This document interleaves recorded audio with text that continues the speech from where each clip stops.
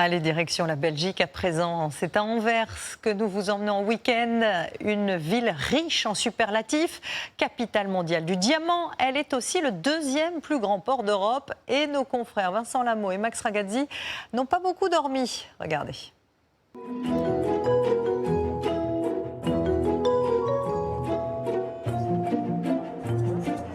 Dès la sortie du train, le voyage commence. Alors ce qui est pas mal, c'est qu'à peine arrivé, on se croirait vraiment dans un musée. La gare d'Anvers est, paraît-il, la plus belle du monde.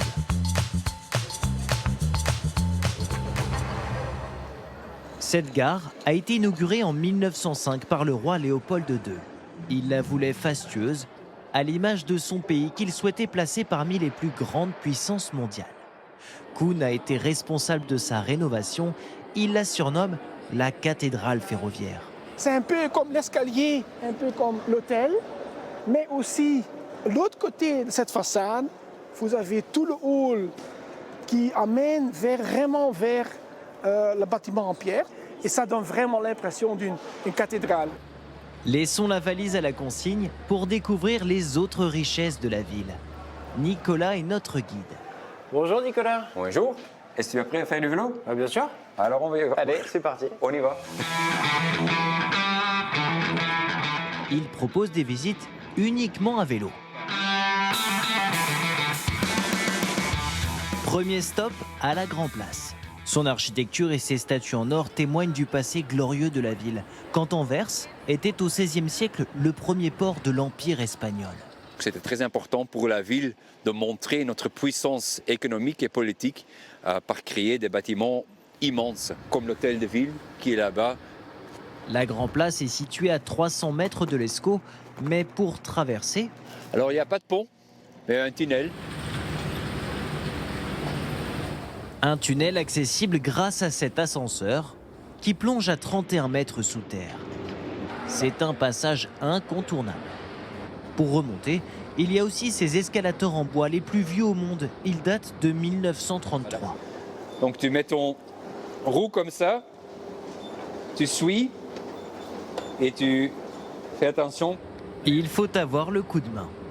Avant de se quitter, dernier passage par le quartier des Diamantaires, hautement surveillé.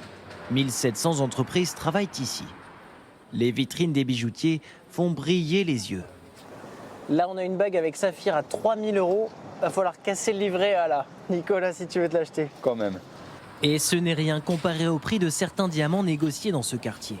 Imaginez derrière ces façades. Ils peuvent atteindre plusieurs dizaines de millions d'euros. 80% des diamants du monde passent par ici. Anvers est devenue la capitale mondiale du diamant, notamment grâce à sa situation géographique. Nous sommes les voisins de la France, de l'Allemagne, des Pays-Bas, des grandes puissances, peut-être historiques, mais aussi maintenant. Et nous sommes connectés avec tout le monde, en train, en avion, en bateau. Merci beaucoup Nicolas. Merci Vincent. C'était super. C'est chouette. À bientôt. À bientôt.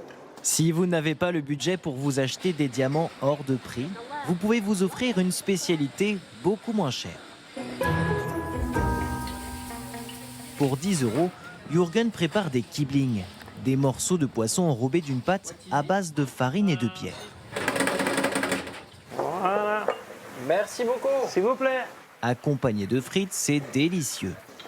Et un peu de curry. Ouais, c'est ça. De quoi reprendre des forces pour la suite de la journée. Le quartier historique se découvre 2 jours. Mais c'est la nuit que son cœur bat le plus fort. Nous sommes attirés par des notes de jazz.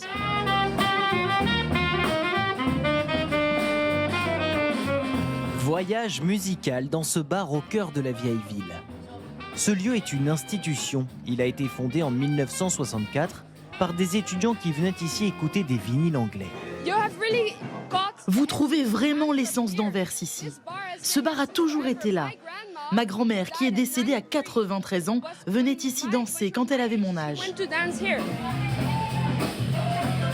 Et quand le démon du jazz vous attrape, il ne vous lâche plus. Pour tout le monde, la nuit sera longue. Le lendemain matin, c'est une autre musique qui nous réveille. Car notre hébergement est construit sur le flanc d'une église, le mur en pierre est partagé. Ces anciennes maisons populaires ont été totalement restaurées. Bonjour. Voici le petit déjeuner. Waouh. Merci beaucoup. Bon appétit. Merci. Il faut prendre quelques forces. Les prochaines découvertes seront étonnantes. Pour cet insolite, on ne va pas rester ici en surface, mais on va aller sous terre.